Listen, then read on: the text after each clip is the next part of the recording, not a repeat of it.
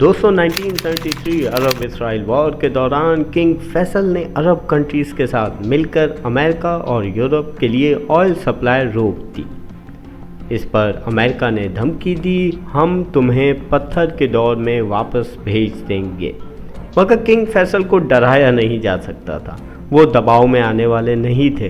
انہوں نے جواب دیا، ہم ریگستان کے لوگ ہیں، پتھر کھا کر بھی گزارا کر لیں گے، پر تمہارے ملکوں کا کیا ہوگا کروڈ آئل کی سپلائی جب روک دی جائے گی۔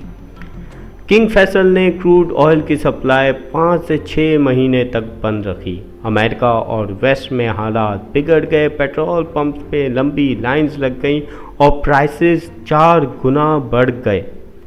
اس فیصلے نے دنیا کو یہ سبق دیا کہ کروڈ آئل صرف فیول نہیں بلکہ ایک ایسا ہتھیار ہے جو عرب کنٹریز کے پاس موجود ہے، اور ایسے ہی فیصلوں کی وجہ سے آج بھی کنگ فیصل کو دنیا کے سب سے زبردست لیڈرز میں شمار کیا جاتا ہے۔